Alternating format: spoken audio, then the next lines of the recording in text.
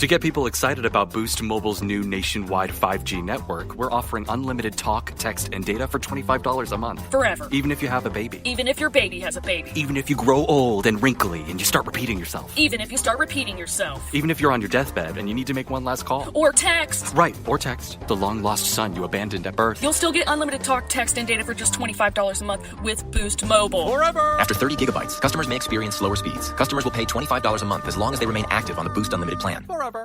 Ryan Reynolds here from Mint Mobile with a message for everyone paying big wireless way too much. Please, for the love of everything good in this world, stop.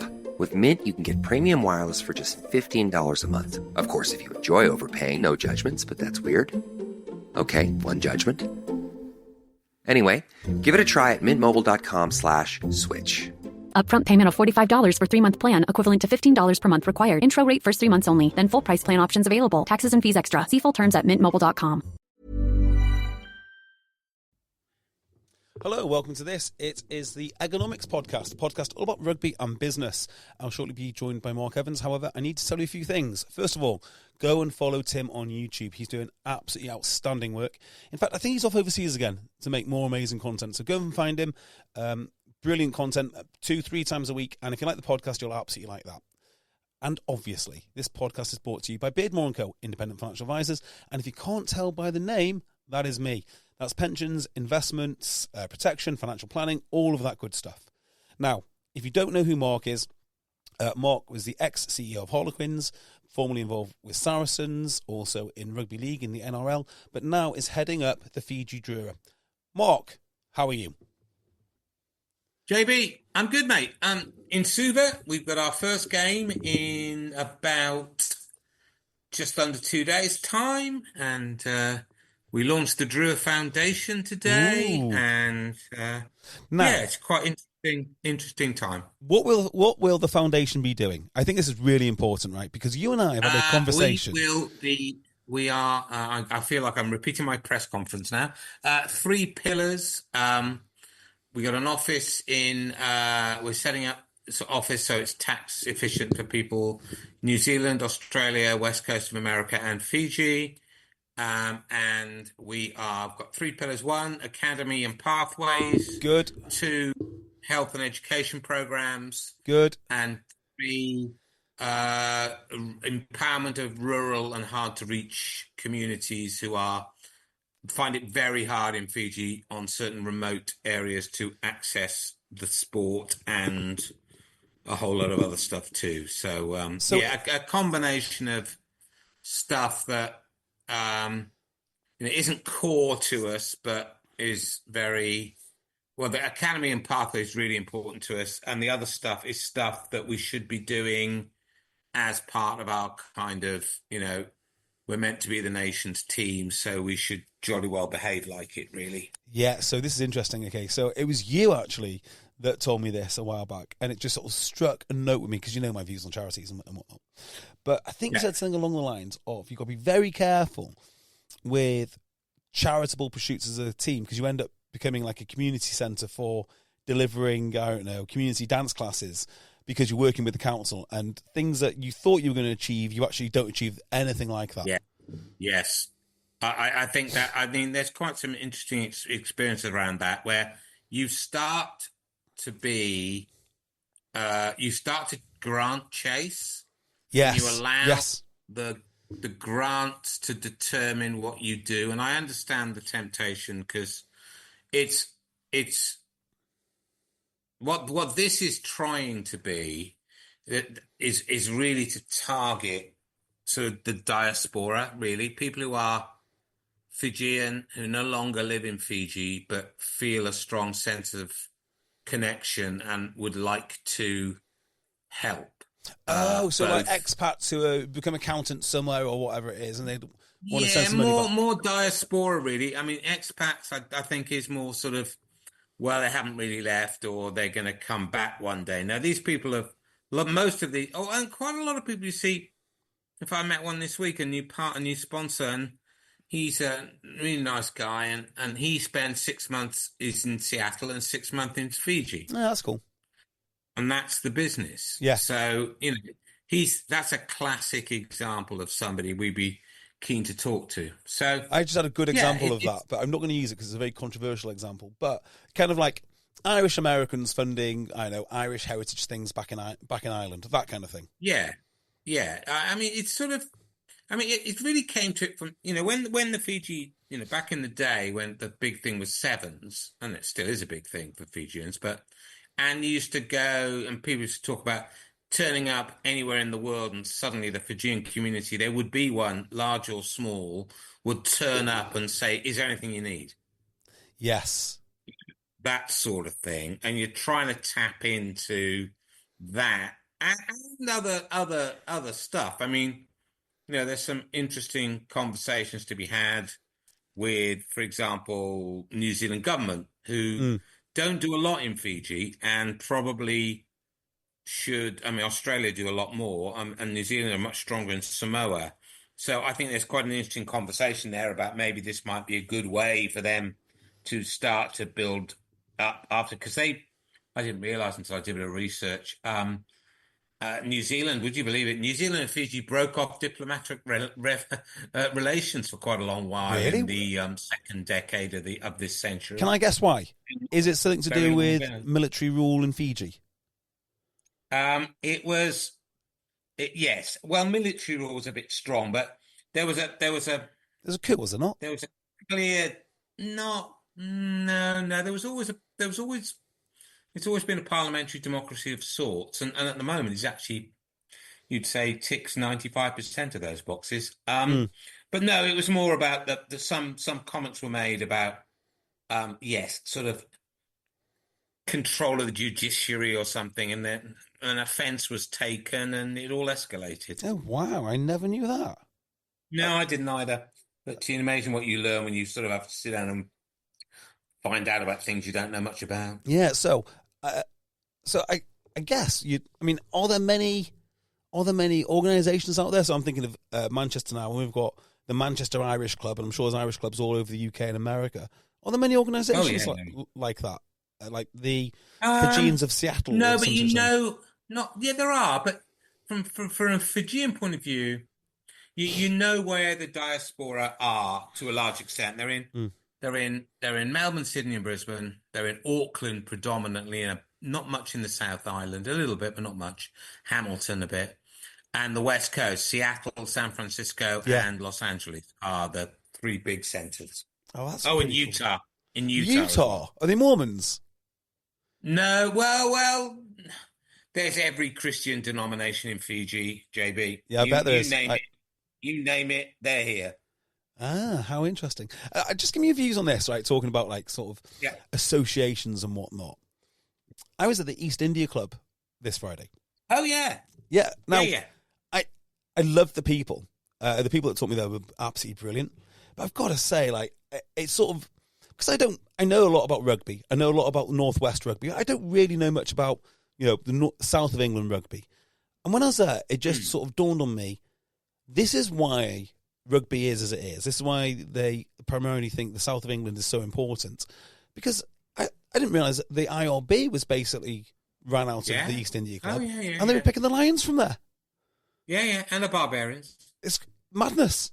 Absolute madness. I don't know what I was thinking or how it was done. But I didn't realise it was done in a private members club, which is... East India Club is absolutely... The role that plays... Well, not the role so much as the number of key rugby events going back in time that took place at the East India Club was quite extraordinary. It is. It is amazing. It was sort of the RFU's central London office, unofficially. So people like, great old character, Mickey Steele Bodger, who ran the Barbarians. Yeah, there's a lot of chat about him. He basically based himself there all the time. It was quite something. It's look. I mean, I suppose if you look at the history of cricket, you'll find a gentleman's club somewhere in London that was particularly influential in.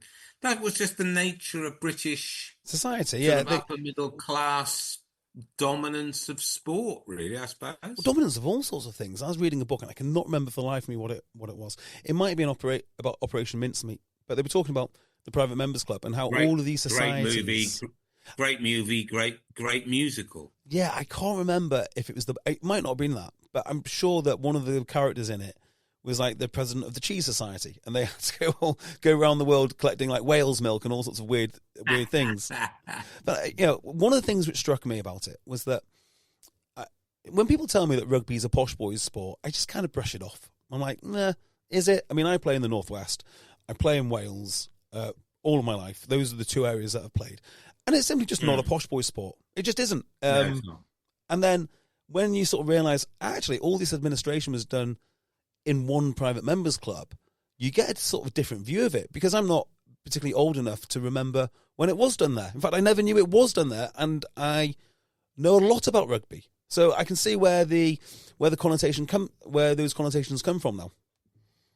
Well, I think you have to accept, and I often say this when people say, because I was brought up, as you know, almost entirely, not quite entirely in Wales until I left to go to university. And, it used to very irritate the hell out of me that people called rugby a posh boy sport. Yeah, because agreed. Where I was from, everybody played it. We played rugby and football almost. It depended which school you went to. Was it a rugby school or a football school? Because they're all state schools. There were virtually no private schools in Wales. In fact, there are very few, even to this day. But I mean, so for example, in Cardiff, where I was from, the Catholic high schools were particularly strong in rugby. But a lot of other high schools played too, and there were 18 rugby clubs in the city. And, by definition, that meant that you were across the sort of class system, such as it is. If, Wales hasn't got that many, still hasn't got that many people who are, particularly upper middle class. But if you go to another part of the country, and that would be true largely in the West Country as well. Yeah. But if you go to other parts of the country, and, I know that friends of mine in your parts of the North would say, well, it is because, rugby league is a sort of working class game. And the only boys who, for example, play rugby union went to the grammar school, for example. Yeah, but that is true. That is true. And then in other parts of the, you go to some cities where rugby union had no kind of reach at all, or very, very limited. And you go to other towns where it was really pretty strong. And that was, you go to Northampton, for example. Yeah, absolutely. Which is by no means a posh town. Nope. But it's the sport of the town. Yeah. So people generalize terribly and inaccurately, but you still have to accept, of course, that it is true that the public schools and the universities and the armed forces and et cetera, have had a significant impact on rugby. In England, not completely different story in Ireland.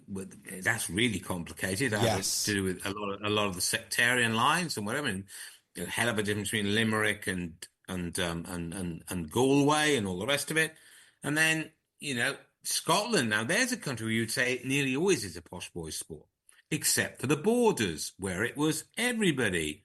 But it's a very small population. Look, these things are not simple. And if you can simplify them, but you start to lose accuracy, I suppose is the way I put it. I totally agree with that. But it made me think of something else, right? So rugby league would never sort of throw away its working class roots. It's like integral to what it is. So it wouldn't move from the north of England to Dubai, its headquarters, or something like that, because that's not what it is. And also I think about cricket. Now, cricket is very complex because, again, Lancashire is very much a working class sport. Blackburn, Burnley, all those areas where they're mad for it.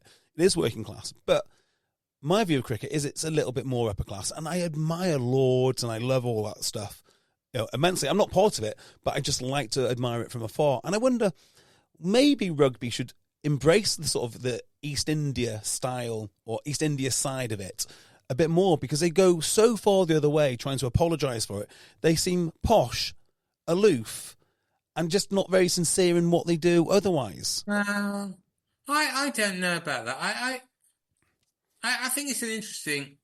Does it really matter? Because effectively all sports have got their roots somewhere, and the influence of Britain and often more specifically England in the history of a lot of sports is purely a consequence of the fact that in the 19th century, England, Britain was the dominant imperial power and took a lot of its gains to the empire, which is, why it's not a coincidence. You look at where is rugby played, it is largely in the Anglosphere, with the exception of France and Argentina, and increasingly, interestingly, in the last 20, 30, 40 years, starting to get some kind of presence in some other markets that don't fit that stereotype. Yes. But cricket is really interesting because it grew in very much the same way,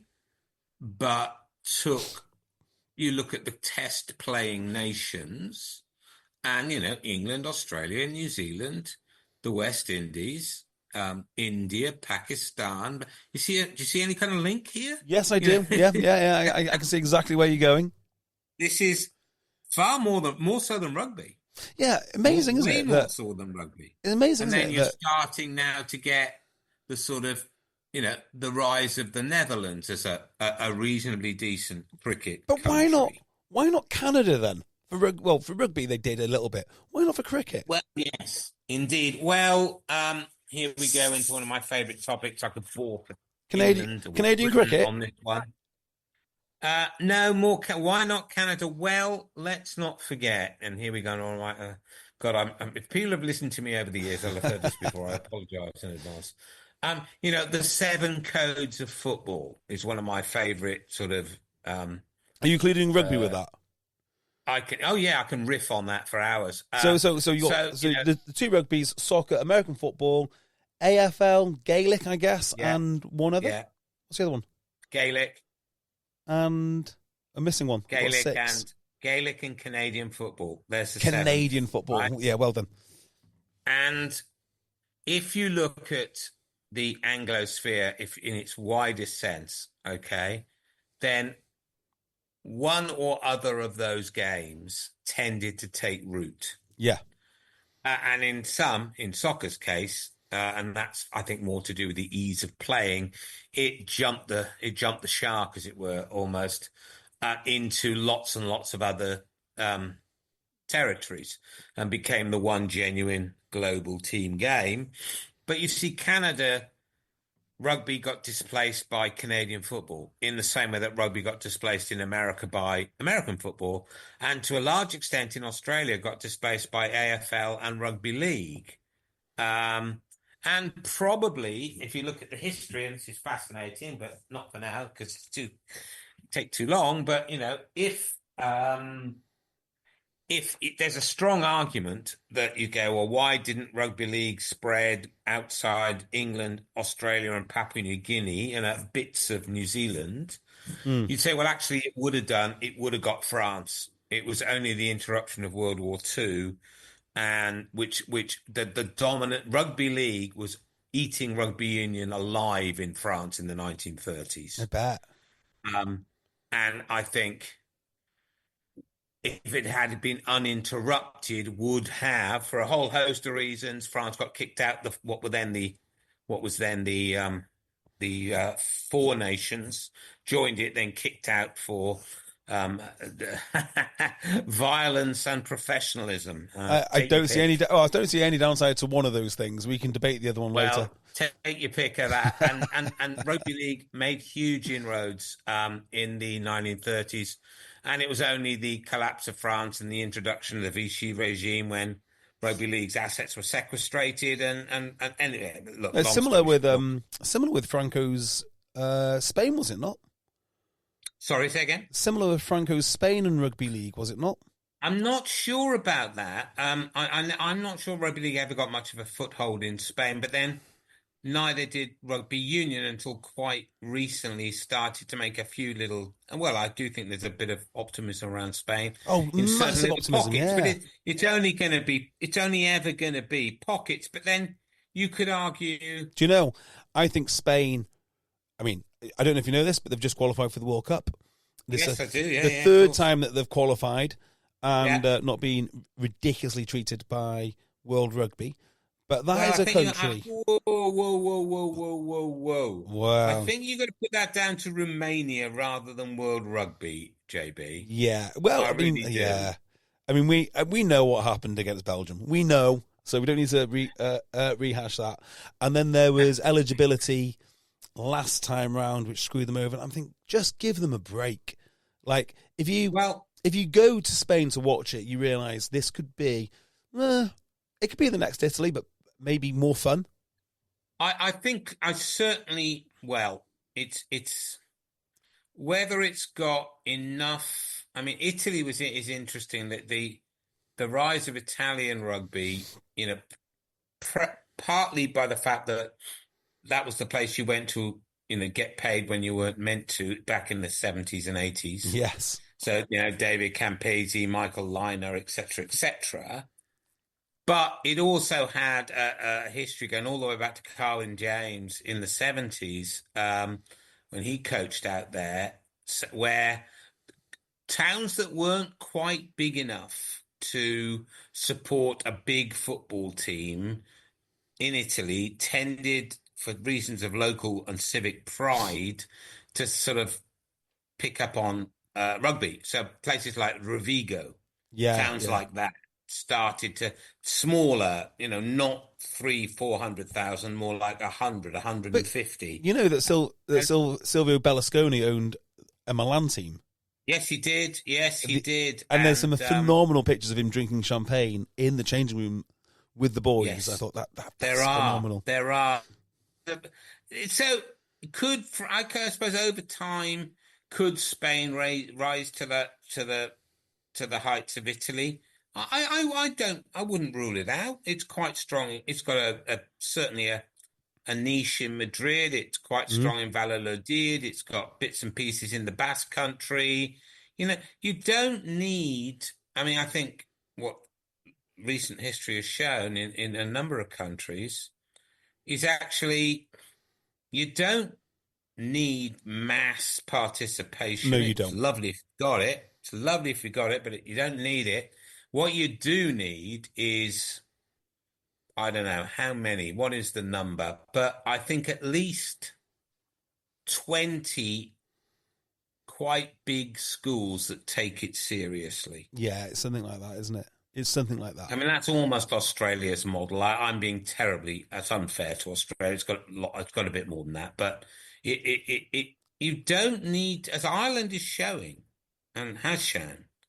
And again, I'm denigrating Ireland a little bit for simplicity, but the point I'm making is you don't need it to be the dominant game to be a pretty decent national team if you get a few other things right, which is why I think we have such hope for places like Uruguay and Chile. It's never going to be football, but it doesn't need to be. I mean, young men will.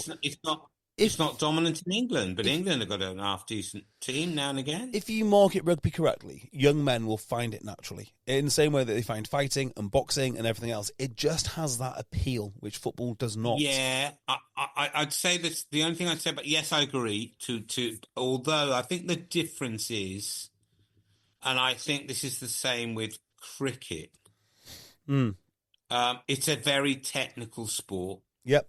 And it's not the sort of thing you have to be taught and coached to. It's fascinating. I had a chat this morning. I came in on the taxi from the airport to Suva with Sam White, who's an ex sort of Super Rugby player, now the commentator, Pacifica, lovely guy. And he was talking about the rise of tag rugby in Australia. Oh, God. He said, just absolutely massive. can't think of anything worse. And it's really a rugby league game. Yeah. And it's only for kids, on the whole, or very few adults play it. But he said it's such a great he's saying skill very, development. very few adults play it. The playing fields around Manchester in the summer on a Wednesday, quite a few adults are now playing tag or touch. And I just think, God, no. Go play netball. That's just because it's not your bag of whatever. Yeah. It's still... It's the stolen valor of saying that you play rugby. I mean, rugby to me is a very specific thing. No, it is. People don't. People say I play touch. I mean, they have to say that, really. Yeah. As long as they say that, I guess it's explicitly touch. You look at. It's really interesting looking at the Australian women's sevens team at the moment, who are very, very good. And if you want to go and see a decent game of women's sevens, look at the Perth final, Australia New Zealand, in the last sort of tournament, late January, was an absolutely sensational final. And I think at least Australia had quite a few of their sort of emerging players playing for one reason or another, injury or whatever. And I was listening to the commentary, and they were saying, I think it was at least 2 of them had come straight from touch. Straight from touch. My word, they could play. Goodness me. Well, I mean, I've got to say, I have seen some clips of Australian touch at the highest level. Oh. It was quite impressive. But then that doesn't really do it for me because it's impressive. Of course it doesn't. Yeah. But that's not take away from it. And it's not take away from it. The skill level is high. You're not the target market, are you, JP? No, that's fine. And neither would I have been. But I go back to one of my mentors, the late great Peter Deacon of Bradford Bulls and Saracens fame, who said, when we were discussing these matters about touch and tag and sevens, and said, I don't care, lad. I just want to go to a country where they pass a bloody ball, not kick it. And I'm with him, I think that's how I feel, really. I want children, boys, girls, as many as possible, to be chucking an oval ball around rather than kicking around one. Yeah. Don't know if that's the element of the sport which I love. I think I'd rather have them. They're not playing contact rugby. I'd rather more boys be into sort of boxing or something physical. The actual skill level, it's like, yeah, whatever. I mean, it's fine. Go play cricket. Go play something else. I'm playing a non-contact sport. Don't you think? Look, you're not going to get. I mean, we've had this discussion before, but let's have it again, right? Have you ever watched 6-year-olds trying to play contact rugby? Yeah. I mean, they're not great. It's terrible. Of course it is. It's absolutely awful. And what do they love? They love like British Bulldog. They love wrestling. They love all that sort of stuff. Look, I got absolutely no problem with them playing British Bulldogs. One of my favourites when we were at Cubs. Yeah. Right? But if you want them to learn some skills they will then be able to use in rugby, league or union, whatever, contact. Oh, I completely agree with you. You're not going to get me to disagree there. Let them play touch. Yeah. Let them play tag. It's more fun. They'll stay engaged. And I tell you what, and I don't know if you ever have actually, JB, but if you've ever, and I only did it through my own son, which is what you tend to, whatever you you needn't worry about the little boys and girls not wanting to hit each other hard. Yeah. Because I'll tell you what, any mini rugby coach will tell you, once they get to about under 9, you're having to hold them back. They are so, can we tackle this year? Can we tackle them? And, you can, no, that's next year or whatever. To be fair, when I made my comment then, I was not thinking about kids. I only really think about adult sport. And okay. But right. What you're saying makes perfect sense. I unfortunately, you do need to do these things to develop the skills to play the contact sport. He also it's interesting. Sam was also making an interesting point. He said, he said in Australia, he said, listen, and I don't know what you think about this. So we're off on a tangent as we do. It's good, isn't it? Yeah, isn't it great? He said, there's too many clubs, and I think this may be true in the UK, but you're closer to it than me, and I've been away for a while, and I've not been sort of attached to a community club for a long, long time. And he was saying there's too many community clubs in Australia who are still hanging on to the old model, which was relied on lots of adult males playing every week. Yes, I know where this is going. He doesn't think that, he said this, and we actually, Mike Aylwin and I, when we wrote the book, sort of picked this up in the chapter we did on community rugby. The world's changed. Yeah. Social change just means that very, very far fewer men in their 20s and first half of their 30s are prepared or able, given the demands of work and given the changing nature of family and given the changing nature of sort of gender relationships and all the rest of it.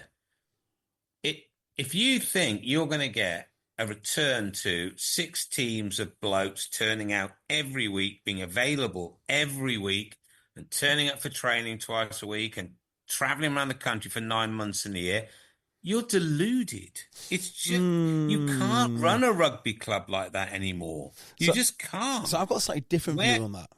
So go on then. Well, so I know in my club, right, in Manchester, we regularly get 50 to training. So getting out 3-4 teams. I mean, we go for 3. We could probably do a 4th if we needed. But it's easy, because what you have to do is sculpt your offer to your demographic.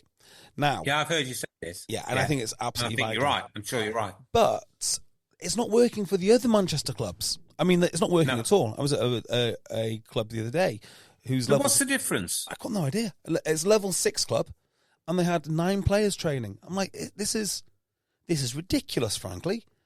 So what's different about the demographic? You say you're sculpting it to the demographic. What's different about the TOC H demographic to another Manchester? So we've got 3 clubs, right? Burnage, who are the highest level around us. There's us, and there's a club called Beeds.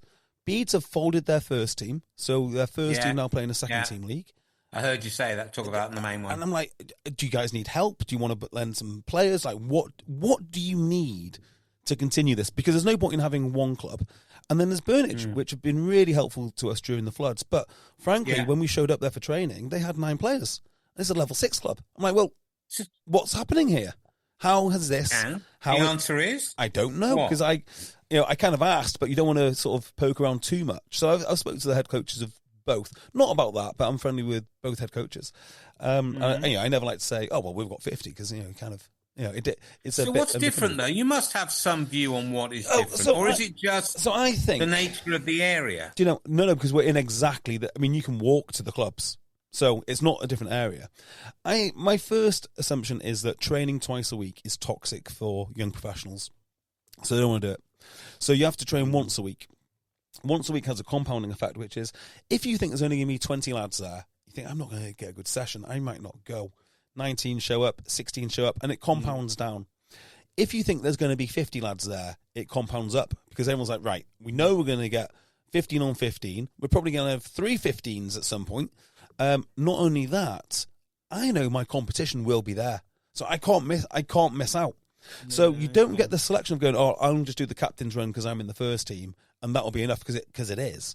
Or I'll just do Tuesday. It's like, well, if you miss Tuesday, you miss the whole week. Is that what you want to do? And most people love playing rugby, so I think once a week is essential.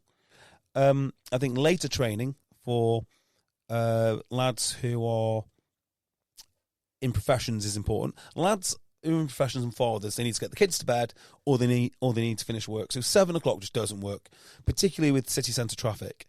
And the last thing is plastic pitches. I think plastic pitches are an absolute must, because you can use half a pitch. Even with 50 lads, you've got plenty of space. Yeah. Nobody gets muddy. Yeah. You're in and out. And I think those simple little things make a huge difference. It's interesting, because I know you're primarily interested in adult male rugby. Yes, I get that. I do understand that. I'm in, and again, this is quite if I'm to a degree, I'm ever tentative in expressing an opinion. This is a tentative opinion.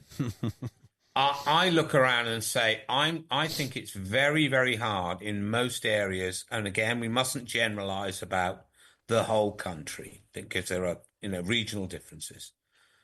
But if you haven't got a very strong minis and juniors age group set up, I think you're going to struggle as a rugby club in the next.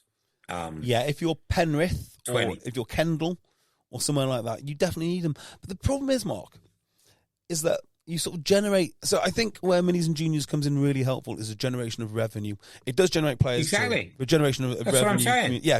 You're absolutely right. Because rugby club's business model, such as it was, used to be based on, we run a whole load of senior teams, adult men, and they drink in the bar till God knows what on Saturday night. Yeah. Well, I'm sorry, that's never coming. I'm sure there are some clubs that are still a bit like that, but I think they're pretty few and far between. Yeah, I mean, we stay for a few beers, but it's not like the old... a few. I bet you're not there at 10 o'clock, are you? God, no. I mean, the whole point of playing for Didsbury is you can walk into Didsbury. You know, it's quite. you know, people come on the bus to us because they have a few beers in Didsbury straight afterwards. So that's our natural resource. My point is, you've still got the same cost base as you had. You've got to find another revenue stream, otherwise the club can't sustain itself. Or you don't pay any money, which is so you need less money if you're not paying players. And actually, if you're not paying players, it kind of gets a lot easier. I'm not even talking about paying players. I mean, that complicates things even further. But I mean, just the fixed costs of the rates and the rent and the maintenance and the keeping up of the pitches and et cetera, et cetera, et cetera. It all used to come largely from bar takings. Yeah, and that's getting very difficult now. So you've got to have another model. So the minis and juniors model is round about, well, you've substituted Saturday night for Sunday morning, but you've also got a much higher subscription base. Yeah. You know, and again, I'm not an expert in this area, but I'd be absolutely. And again, you often look to America for where are things going, particularly. Here's another collision sport. And you look at American football. I think you've heard me say this before. Incredible viewing numbers. Yep. Most popular schoolboy sport still, team sport in America. Yep. Again, states are different, but over the whole country, the most popular schoolboy sport is American football. Yep. And in certain states like Texas, it's enormous. Schoolboy footy is enormous. Huge. Not only is the sport enormous, like the alumni associations and everything else. It's amazing. Schools, never mind colleges. Yeah. And nobody there worries that no adult males play the game. No. They just think but they do worry that boys between the ages of 6 and 21 play it. They do worry. Oh, yeah, as in they want them. Yes, of course. Yes, of course. So I wonder, again, you go, and I haven't got the numbers. I don't even know if the numbers are available. People go on, and I'm sure they're right, the decline in participation of adult males is a thing. No question. In England. I'm talking about in England. Yes. And lots of other countries too. This cold and flu season, Instacart is here to help deliver all of your sick day essentials. Whether you're in prevention mode and need vitamins, hand sanitizer, and that lemon tea your Nana swears by, or you're in healing mode and need medicine, soup, and a lot more tissues. Simply download the Instacart app and get sick day supplies that reinvigorate or relieve, delivered in as fast as 30 minutes. Plus, enjoy $0 delivery fees on your first 3 orders. Excludes restaurant orders, service fees, and terms apply. My dad works in B2B marketing. He came by my school for career day and said he was a big ROAS man. Then he told everyone how much he loved calculating his return on ad spend. My friends still laugh at me to this day. Not everyone gets B2B, but with LinkedIn, you'll be able to reach people who do. Get $100 credit on your next ad campaign. Go to linkedin.com/results to claim your credit. That's linkedin.com/results. Terms and conditions apply. LinkedIn, the place to be, to be. And the question I would ask, and I'm not saying this is not a rhetorical question. I'd like to know the answer, and I don't think I know enough to answer it. So long as your junior and mini numbers are growing, does that really matter for the health of the whole game? For the whole game is the key question, isn't it? For the whole game. Because what you end up is being rugby exporters. So you have all these great clubs in Cumbria is a great example. And they will have all these lads coming through, minis and juniors. And then they all go to Manchester and London. Yeah, of course they do. But JB, that's always been the case. Yeah, I remember having absolutely. a very heated discussion with a guy, must be 35 years ago, from Harpenden, right? Yep. Near where I live, in leafy Hertfordshire, right? Harpenden's a great club. Piles of minis, piles of juniors, never much of a senior team of any great repute. And it used to drive them mad. They said, we put all this effort in, we produce loads and loads of participation in juniors and minis. We're really good at age group. And then they go off to university and we never see them again because they can't afford to live in Harpenden. It's too expensive. And I'm going, guys. So what? You can't change that. Yeah, and that's why are you worried? Yeah. Why are you worried about it? We live in a country, England, that is, which has a residential university system. We go away to university largely. We're not like a lot of continental countries or even Scotland, where if you're from Glasgow, you'll tend to go to university in Glasgow on the whole. Not everybody, but the majority. I think that just backs up my point. Rugby clubs need to understand what they are. If you're like a rugby exporting club, that's what you do. And I don't think there's necessarily a problem with that. That's what I mean by recognising your demographic. Your goal as that club is to make it as nice as possible on a Sunday morning for the parents, whether that be a coffee hut or somewhere for the mums to be or whatever it is. Yeah. But then the flip side of that is you got Didsbury. Now, we do actually have quite a strong minis and juniors. But we should be the number one destination for when you move here, and there'll be other clubs. Like that. You're, and I do know Didsbury. I once went on cricket tour. Oh, it's very you, Mark. Didsbury. You would like it. I would. Okay. But I'm assuming because you have, it's a sort of it's an urban club to a degree or suburban, I suppose. You have a lot of 20, 30 somethings around the area. Oh, loads of them. And that's what I say. It's our natural resource. And that's your market. Yeah. You know, it's hard to do that in a town like Harpenden, which is very, very sort of family, residential, established. You know, you don't buy your first home in Harpenden, put it that way. No, you don't. So, yeah, I do accept that you need to find out what your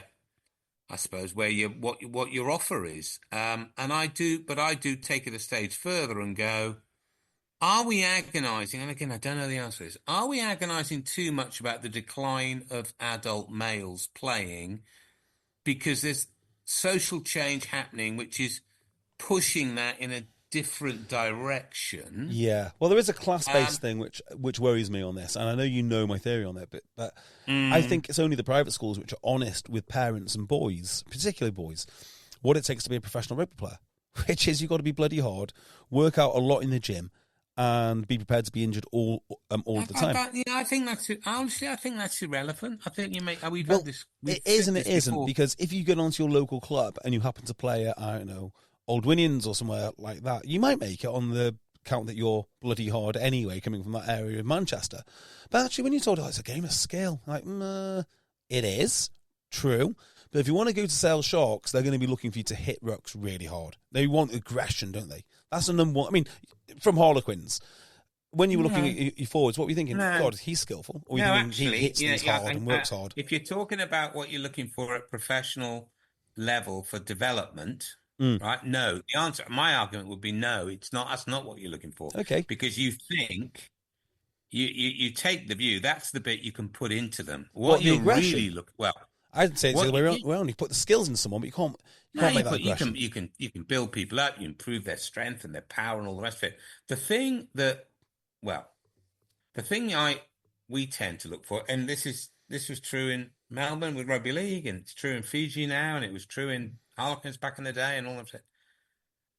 You were looking for something that a player had that was like almost like a superpower, Were they really, really good? It was a very good indicator. Were they really, really good at one thing? Yeah. Or did they have one outstanding physical attribute? So, for example, a boy, and it's hard at 15, 16, even then and it's even harder at 13 and 14. In fact, it's virtually impossible.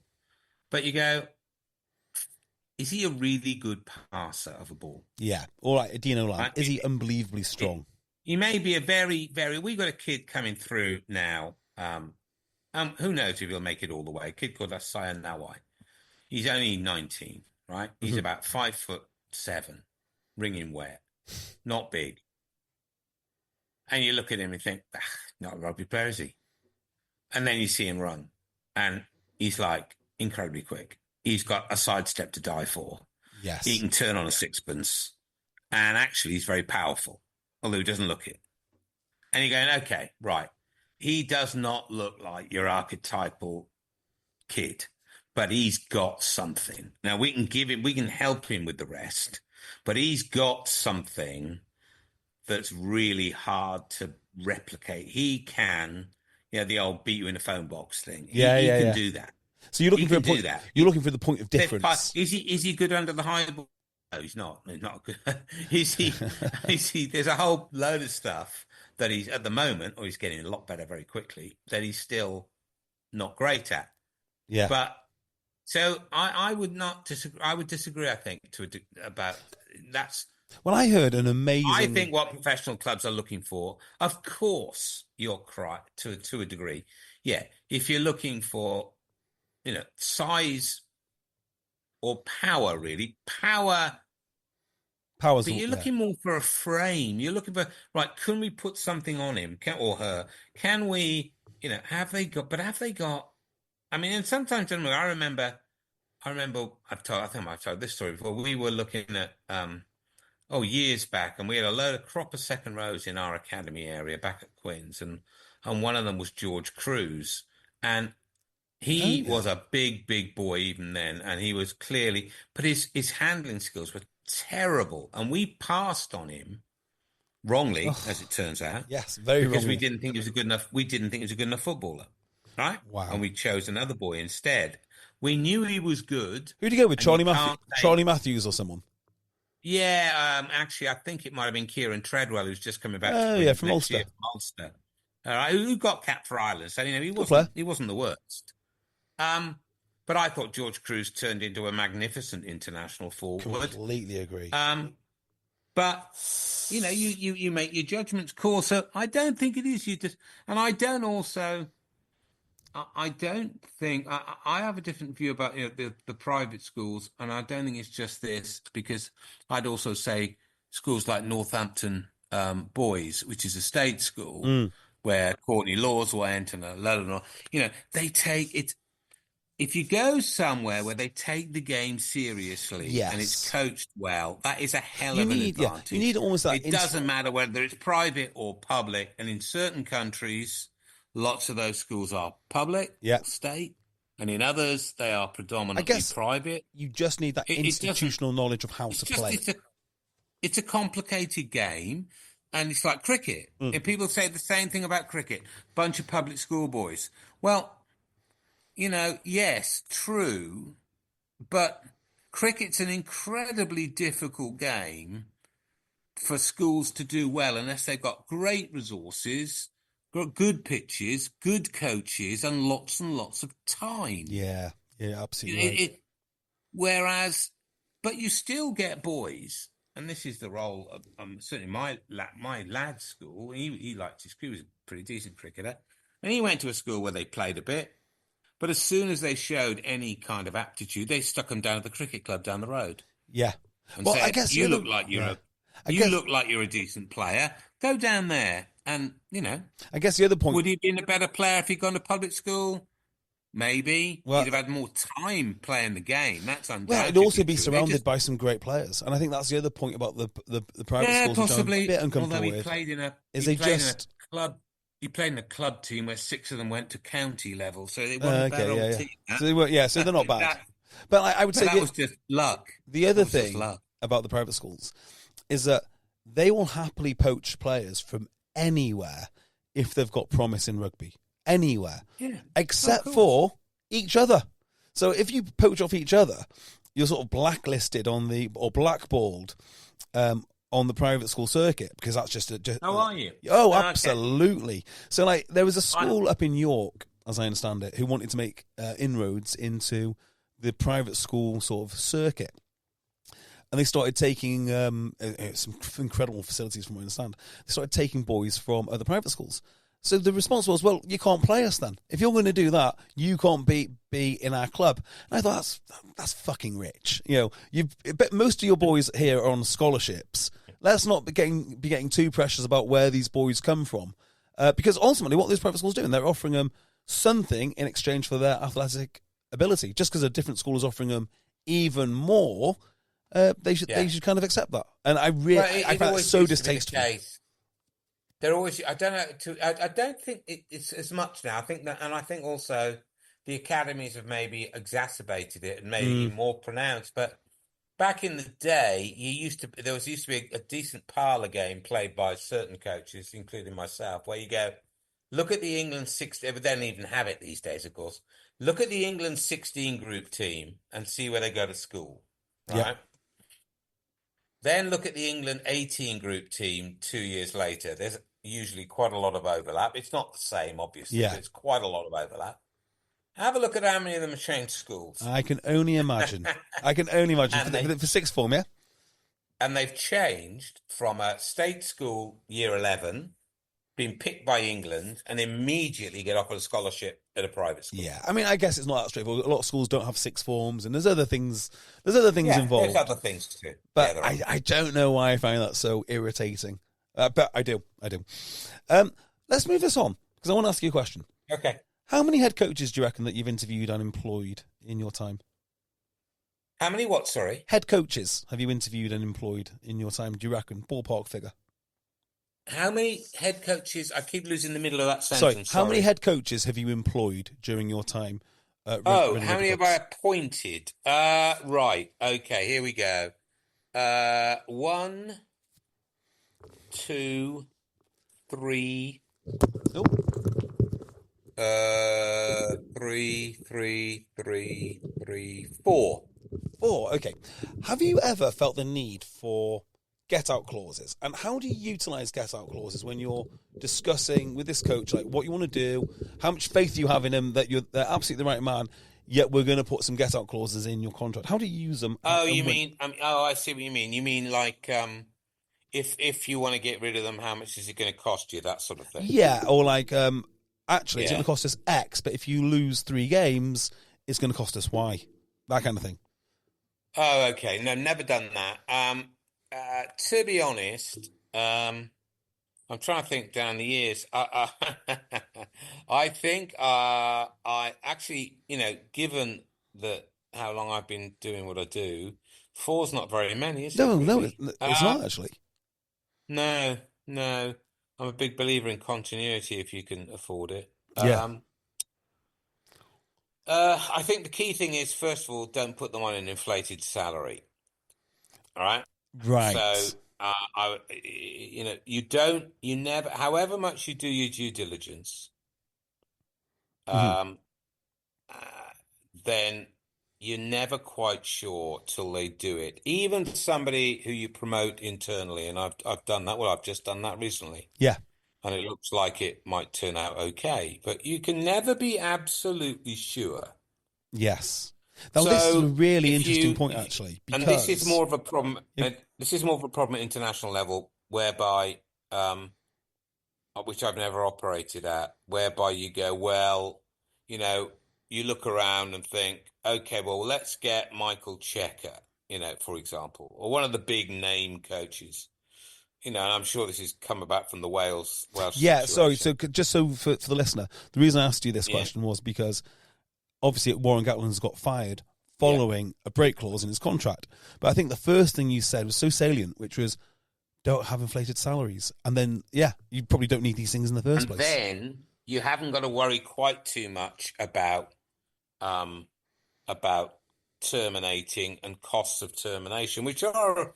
if somebody's got a sort of, well, I want my salary pay, I want my contract paid out in full, and there are no break clauses, and you give them a 5-year contract. Well, if you do that, you're stupid, and you deserve what you get. Frankly, would be so. my Actually, view on when you look that. at these break clauses, they're almost like not exactly all the time, but a product of desperation. You overpay the coach because you feel that you need some rock star. But in order to protect yourself, you throw in a bunch of break clauses. And I guess everyone's ego allows for it because they think, well, that's never going to happen to me. Yeah, I mean, and yet there are examples, I know there have been over the years, whereby unions, and often it's because they're working under massive time pressure. Yeah. We need a coach before X, or we need a coach, lead for the World Cup cycle, the last two, or whatever. And then it's like you make a quick decision. The coach has got a decent representative. You feel the press get a sniff of it. They then start to lobby for him, and the whole dynamic works against you. Yeah, it does. Because I imagine, and you tell me if you feel that this is a correct assumption, but if you did have a break clause on your coach, it almost puts you in a position as the administrator to make that decision. Like that then becomes the time pressure on you. Yeah, I've never been a big one for break clauses. I'm trying to think if we've ever had them. Not really. A lot of coaches these days, again, slightly different at maybe you might call them there's not many of them, but if you like, the super coaches. So I often use the NRL because it's a nice, easy league. So let's say in the NRL at the moment, there are probably 3 or 4 super coaches, right? There's Craig Bellamy at Melbourne, Wayne Bennett at the Dolphins, your man at the Roosters, and at the Panthers, Ivan Cleary. They are the sort of 4 super coaches of the 16, or now 17 clubs in the NRL. Now, those guys will all be on over $1 million, but they might not be on very long contracts. They'll probably be on 2, 3, or maybe 4-year deals, and they are a proven. Oh, maybe there's a 5th one. Maybe Des Hasler at the Titans. Yeah, maybe 5. They've all won premierships. I think I'm right in saying yes, they have. They've all won premierships. They're all on very good money. You pay a premium for them, and there's no guarantees, but they're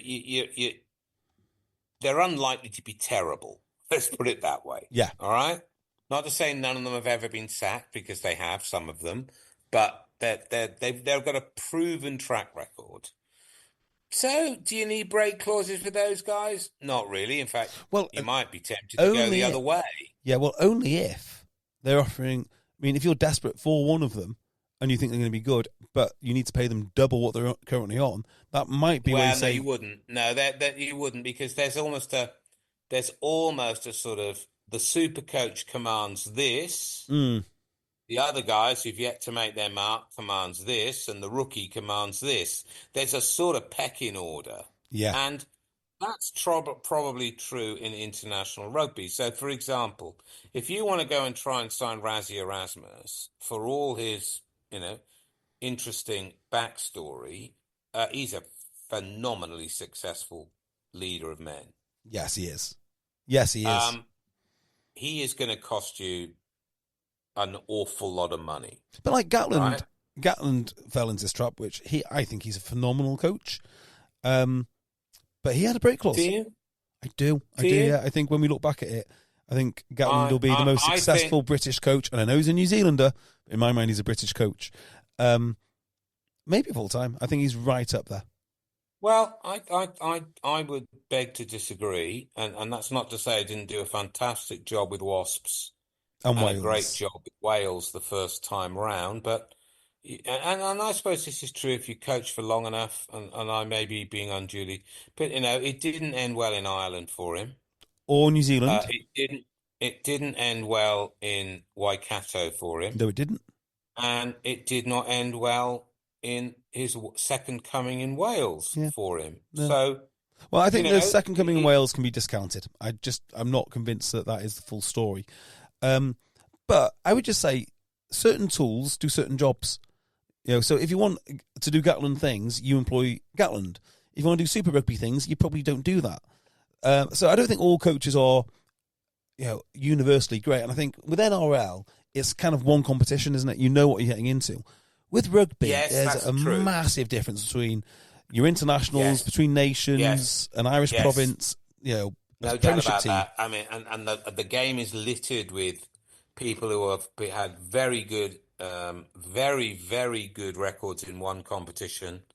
I mean, I'm thinking of Tom Coventry, for example, who came across from New Zealand with an absolutely exceptional references and reputation, and it just didn't work for him in the Premiership. Some of his players just didn't think he knew what he's doing. Frankly, this would be got three phases, and we hadn't got a clue. So, and yet he clearly did. It was just a different environment. I mean, Todd Blackadder. It's really Todd Blackadder. Todd Blackadder really allegedly did not know the names of his opposition. Just it wasn't his thing. I mean, I'm sure, but I didn't know that. Yeah, but allegedly, I wouldn't be unduly surprised. Yep, didn't know. Apparently, you didn't know Tom Youngs was. I think the question is a slightly broader one, which is when you appoint a coach, there's always risk. Yeah, and if you're appointing a coach who's never been a head coach before, for example, if you're appointing a coach whose experience is mostly in another quite different competition, or you're appointing somebody who is coming back after some time away, they're all risk factors. They heighten the level of risk, and I suppose the more risk there is, the more you would be tempted to hedge your bets by the way you put the contract offer together. Do you know? Right.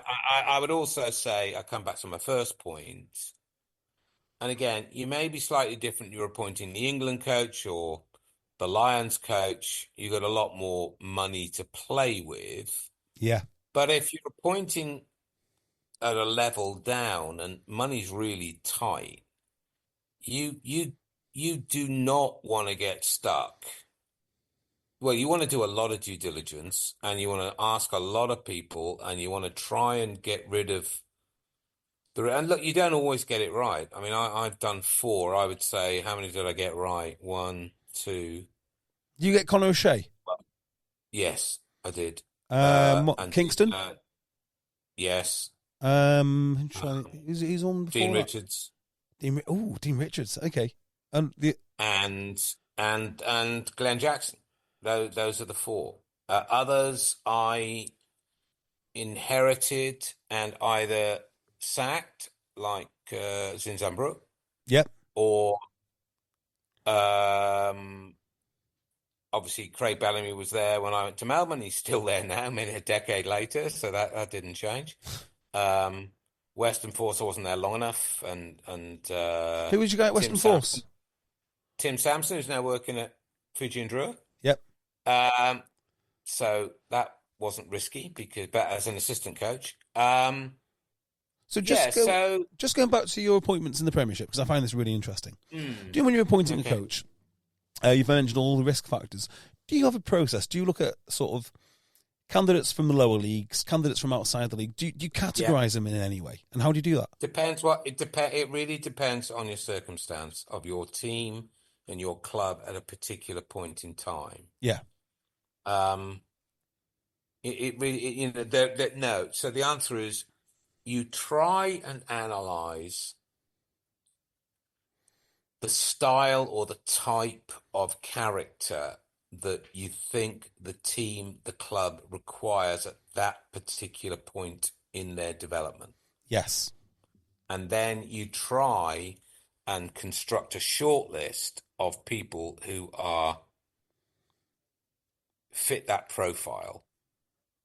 And sometimes circumstances dictate that list is a list of one almost. So when we had to find a new coach for the Drua for this season, our head coach had gone to the national team.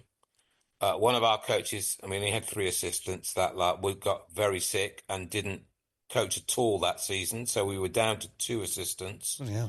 One of them, we'd lost another assistant to the Rebels very recently. So we were unbelievably short on institutional memory. Yeah. Unbelievably short. Okay. And I took the view, apart from that, I knew he had a good relationship with the players and I was impressed with what he'd done. I took the view to the board that we had so long as he interviewed okay, and as long as we put him through a process, we should promote internally. Yeah, I completely understand that. Okay, because that fitted the circumstances we were in. Interestingly enough, I'd never done that before. I'd always gone external. But I felt that this time, that's what it required. Because it's a fairly unique team, and you value the knowledge we'd had an awful lot. We were a young team. We'd only been going 3 seasons, yet we didn't have many people on the coaching panel who'd been there for any significant length of time, and we'd lost a few for promotion and other opportunities. So I felt if we went external, the risk was we'd lose another one. Yeah. And that would put us in I felt, again, it's risk, isn't it? I thought that was very risky for us and I didn't want to do it. Yeah, so tell me what you think about this. I like to think of coaches as sort of like the horizontal and the vertical. So I'll give you an example of the vertical. So we get a coach, Stuart Lancaster. I have no doubt Stuart Lancaster is a brilliant coach at technical coaching. I'm sure he's very good. But then the vertical would be, okay, for your head coach, your head man, your vertical is sort of your team selection, your strategy and your tactics, your list building, your transfers, all that sort of stuff. Those are sort of all different skill sets in your vertical. In your vertical. And in your horizontal, it's like, okay, he can do defence. Can he do skills? Not so much. Can he do lineouts? Yes, he can. Can he do scrums? No, he can't. Can he do attacking shape? And I think if I was going to build a coaching setup, I'd use those sort of metrics because I think building a coaching squad or team is so complicated because you need to match all of those skills to get a complete coaching squad. Or maybe you just need to pick the most important ones and go and go heavy on that. You're right to a very large degree. There is no doubt that these days, and this is true in lots of sports, the days when I was listening to a really interesting podcast on cricket the other evening, and I'm talking to, I've forgotten who it was, South African guy. Was it Gary Kirsten? I think it might have been. Who's saying, back in the day, there were 3 people on the management team in cricket: the coach, the physio, and the manager. That was it. Yeah. Test cricket we're talking about now, at the very highest level, and that was within the last 30 years. Yeah. Okay. You look at it, and that was true of rugby as well. And now you can have management teams. Some people would say, and I might be amongst them, I don't know, I'm not sure, would say they're overblown. There's almost too many voices, each wanting a piece of the time than you haven't got. But certainly putting a balance together where you're ticking off, you've got expertise across many, many different elements of the whole management and coaching piece is really important. Having said that, the appointment of the head coach, some head coaches, they want to bring in their whole team. Yeah, and I can see why, actually, because it's such a complex... Yeah, I can too. A complex dance. Can too. I can see why, but I've always made it clear, and this is just me, that is not an option. Yeah. Partly because it's so bloody expensive. Yeah. You've got to sack everybody who's in situ, and you've got to pay them out, and you've got to compensate and whatever. And also, you've got the element, and haven't then you've you? got to appoint, and you've got to negotiate terms with 5, 6, 7 new people. Yeah, you've got and I've always thought. You also got the other if thing. you had good people before, why are you getting rid of them? And the other thing as well is clubs have a culture, and I think it's really important that. I mean, Harlequins have a culture. They play there's a Harlequin style. There's a Leicester Tigers style. I think it's really important that is maintained. Well, that's a good point as well. And sometimes, I mean, I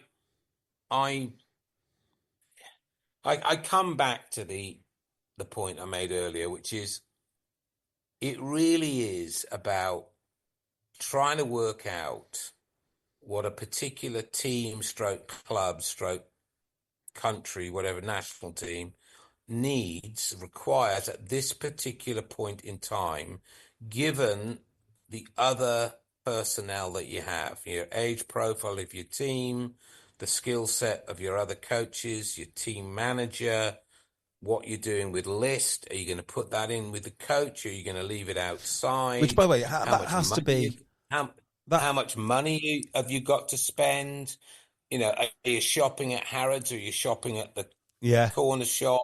So I think coaches should have almost no say in recruitment. Almost no say. I mean, maybe if you've got 5 transfers, they get to pick one. I mean, I think coaches should stick to coaching unless they want to do listing. No, hold on. Look, not always. You've got to be careful here. No, it depends. It depends what you mean by the coach. There are lots of people around in lots of sports who are the boss. And then people will say, well, what does it mean? Ignore the title, right? Ignore what the person is called, right? Whether it's the coach, the head coach, the director of coaching, the director of rugby, forget it, okay?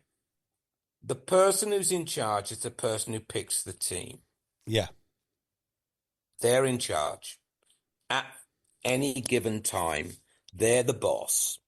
Okay? Now, does that mean they're going to coach? Well, some do, some don't. Physically coach. Yes. I could give you a list of, even just in rugby, I could give you a list of 5/6 people who are seen as very successful coaches who didn't physically coach. Yeah. They led. Yeah, I like that system. But what I'm saying is that when you bring in players in, people, however, I could equally give you 5 or 6 people who have been very successful who coach every day. Yeah, but there is no. I firmly believe this. There is no one way of doing it. There's no cookie cutter where you say, so-and-so did it this way. He was very successful. Oh, yeah. Do it that way. Well, is there a cookie cutter approach? I would say the less jobs people do, the better. So if you've got a guy who can do 3 jobs and you're comfortable with it, by all means, let him do 3. But what always amazes me is when you look at Premiership transfers, not so much now, but definitely, well, yeah, you can actually. If you look at players coming in and out of clubs, quite often you just look at them and go, how has he ended up there? And then you sort of trace it back and you go, he's ended up there because he's got a pre-existing relationship from a past club. So you look at, say, Pat Lam. You go, where's Kieran Marmion? Showed up at Bristol. That seems a bit weird, because he had him at Connacht. Now, the point I'm trying to make is that I don't believe that the most efficient and most successful way to select your squad is by your phone book. That's why I said I think I'd probably have a team of people that would go to Pat Lam and say, these are your options. Now, are you sure you still want Kieran Marmion, for example? Because so many coaches just pick players that they know personally. I think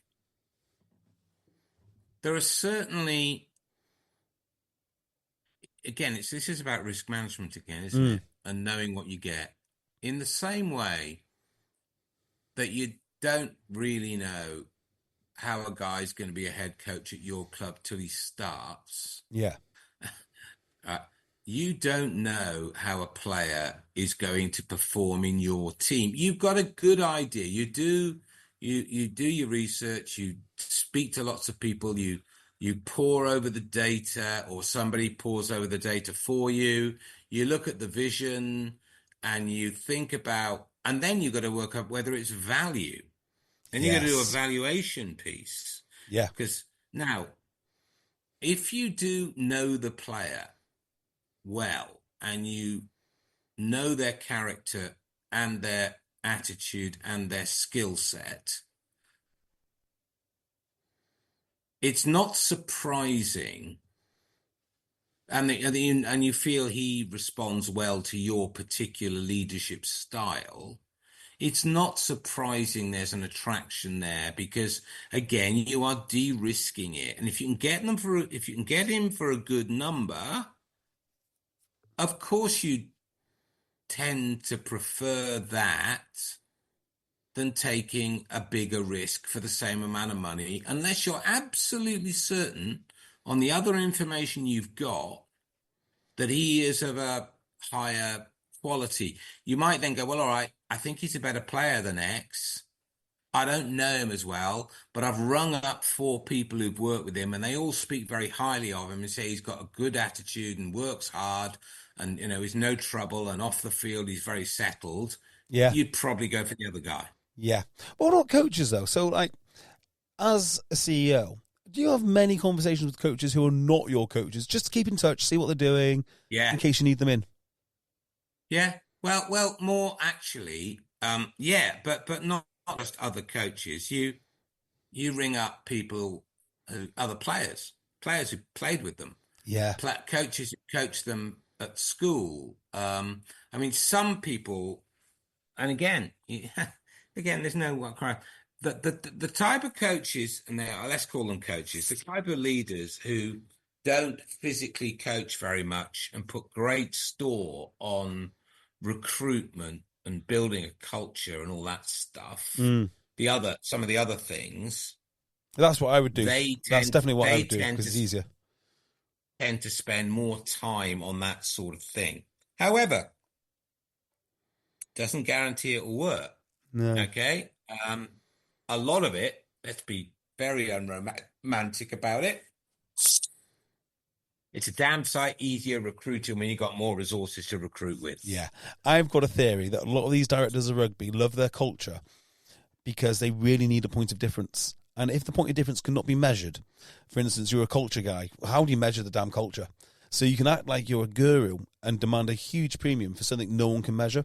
Whereas and also I think some of these super coaches are just a little bit above themselves. They're a little bit above themselves to get out there and coach a line out. So I've got kind of mixed feelings on this. I think all those intangibles are really important. But I also think there's a lot of coaches demanding a lot of money who are talking about them too much.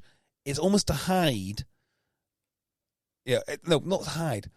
It's to make a point of difference which isn't really there. Well, if you work in a league, and I'm not saying the Premiership is like this necessarily, okay? Mm. It is sometimes in its history, and other times not so much.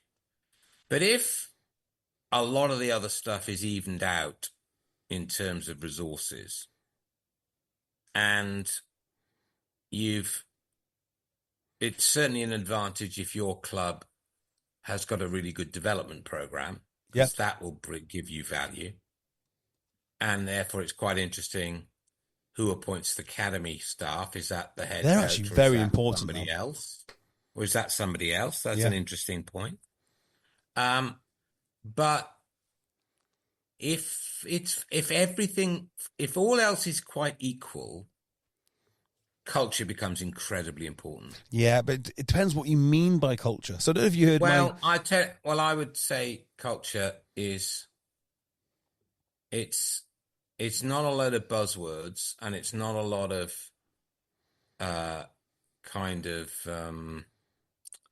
wonderful sort of symbols. No, it's not.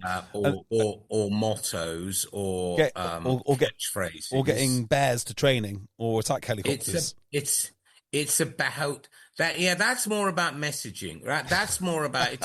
When you're having to talk to the same group of blokes every day for hundreds and hundreds and hundreds of days in a row. Yeah. Actually doing something they actually remember what you're saying is not necessarily a bad idea. Do you know, so on culture, I don't know if you heard me talk about this on the main podcast, but culture is one of those things, if you have to say it, you don't have it. So you can't ever mention it. Well, I think I was about to say that I would say culture is actually a shorthand way of how what is expected within the organization. And what is accepted and acceptable and unacceptable within the organization. And that can vary. But I've never seen sustained success in any organization without a pretty strong culture. The sort of, I don't know, the easiest way to describe it's the way we do things around here. Yeah. Right? That's culture. That is that. Now you can then have a very interesting debate of how you develop the culture. Even more interesting is how do you change the culture over time so that it doesn't become just repetitive and people just pay lip service to it. But I am absolutely convinced that it's a very, very strong component of success. Oh, I am. I'm totally convinced. I just don't know if how it is addressed by certain directors of rugby helps or hinders say I would refer you to I think if you use this one, if you haven't, maybe one of the other boys, maybe it was somewhere else, I don't know. It's a bit like the judge who says, I can't define pornography, but I know it when I see it. Yeah, that is us. That was a US Supreme Court judge. It was, and I've used that one many times over many years about many situations, and I put culture firmly into that. It's hard to define, but you know it when you see it. I completely agree. Completely agree with that. Right, well, Mark, I'm gonna have to let you go because I was meant to be on a phone call 5 minutes ago. Excellent. Right. Okay. All the best. Well, try not to lose this one, JB. It's going up immediately, Mark. Our listener will get frustrated and Tim will tell you off again. I know. Mark, thank you so much. I'll catch you next month. Take care. All the best. Take care, mate. Bye. Bye.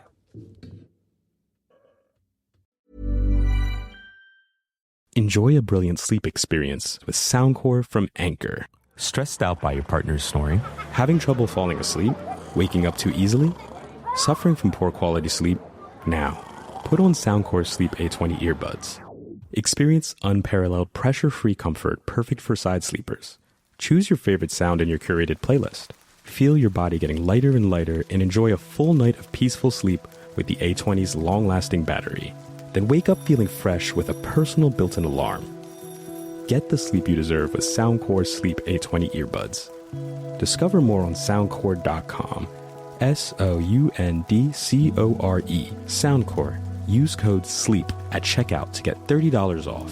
SLEEP in all caps. Everyone's entitled to their own opinion. But some opinions are more useful than others. And we all want the good ones. The ones that shake things up, spark debates, and change minds.